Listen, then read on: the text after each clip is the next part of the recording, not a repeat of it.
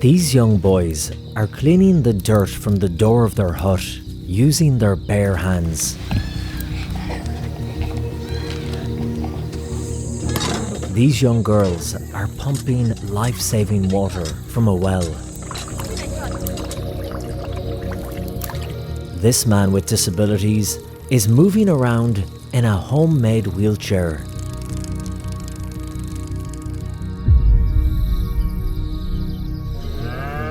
What you're watching is rare footage taken inside one of South Sudan's leprosy colonies.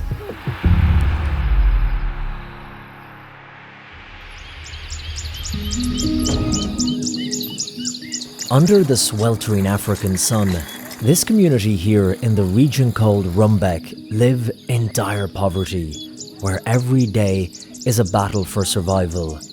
They live here with the disease leprosy, as they have been banished from other towns and villages, seen as unclean. These people have been chased several times. Many of them have died from being eaten by hyenas. The places that they were living here, there was no doors, there was no shelter, so the animals could just come in at night, and you see they're attracted to the wounds. This is Noeleen Loughran, an Irish volunteer who has devoted herself to helping the 5,000 people who live in this colony, many of whom are missing fingers, hands and toes, and other limbs. This is Mary. Mary, as you can see, has had leprosy. They had to cut her hands off. She's got 4 children, and this is her little house here.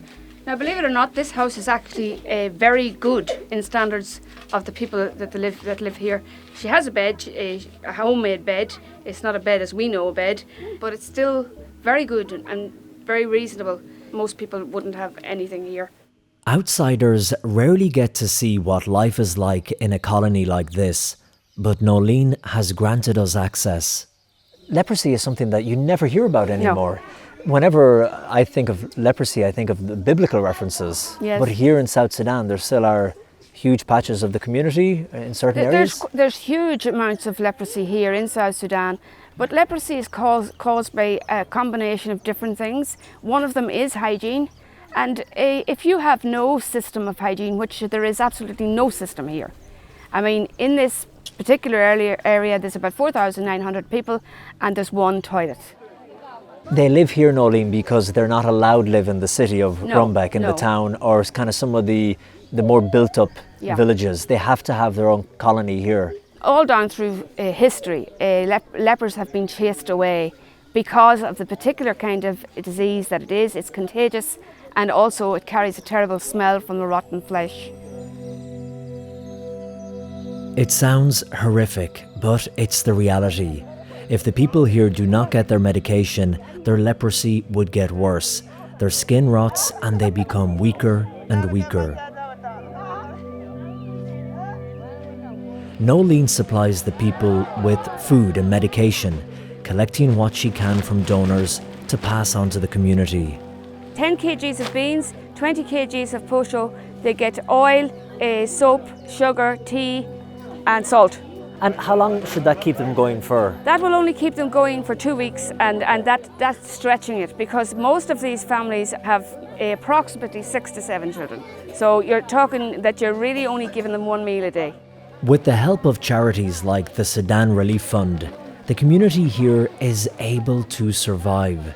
And even though they have nothing, they are filled with such joy and gratitude for the little help they do get.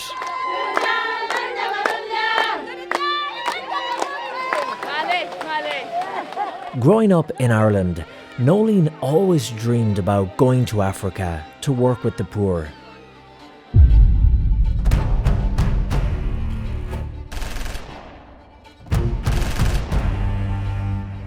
South Sudan is known all over the world because of the war, because of the unrest, because of the violence. Why did you want to come to a country like South Sudan? Because it was the worst. I felt that I wanted to reach the really people who were in the worst position possible. And I believed that if nothing else, that my love and my heart for them could help them. And even today, as we're doing this interview, we have our friends here from the National Police Service, the Army, who are protecting us. So even today, there still is the constant threat of danger. Yes. It's in the air. It's constant here, it never leaves. It's a frightening place to live, but a wonderful place to live.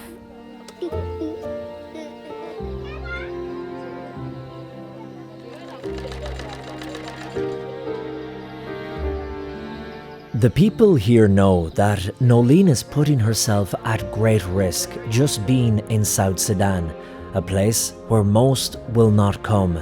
And because of that, and the kindness and affection she shows towards them, they greatly respect and admire her. Yeah, you are the gift from God. One little boy who has captured Noleen's heart is Tarkoch.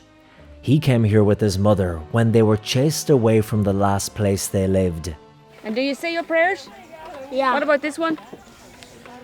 Tarkoch has leprosy on his face, and he's also had a stroke.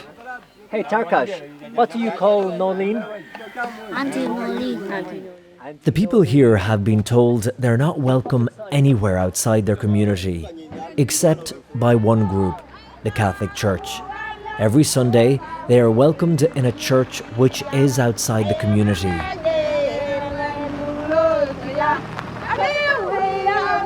The gospel message that everyone is equal in the eyes of God, regardless of how strong or weak you are, rich or poor, healthy or sick, is something Noleen tells them again and again. Do you know how many times our Lord mentions you in the Bible? I said, do you know how special you were to him? And by, talking to them about things like that, it lifted their confidence and their morale, and is proving to them that they're worth more.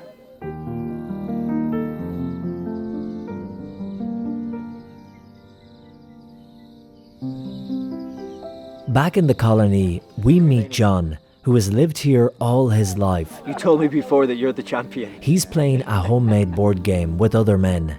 What's life like here in the village? Yeah, it is difficult because there's no rain this year. So no rain means if there's no rain, no food. What happens? If there is rain, we are there in the garden. That's why.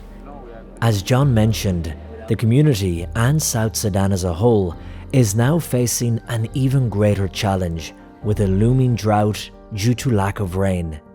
This on top of the fact that the World Food Programme from the UN announced it would be scaling back its operations in South Sudan due to the increase in food prices as a result of the war in Ukraine, means the country is now facing famine. The people of South Sudan, they don't produce anything. All of their food is coming from other countries because they have been at war for so many years, and there's still a lot of fighting. There'll be complete starvation in South Sudan this year and next year.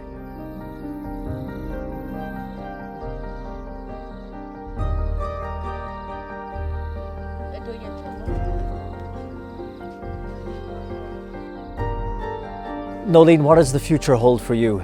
Will you ever go back home, or is Africa now home? Even if I die today, it'll have been worth it to have been able to reach the people here who are so desperate and so much in need.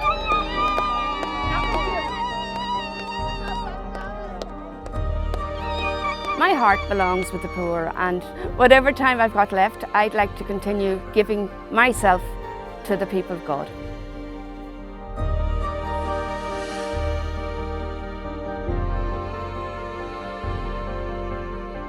As you've just seen, the conditions for the people living here in this colony are incredibly tough. And with a looming famine, they could be about to get even worse. But for Noleen, she continues to do her work, dedicated to trying to alleviate the pain and the suffering of the people she meets in any way that she can.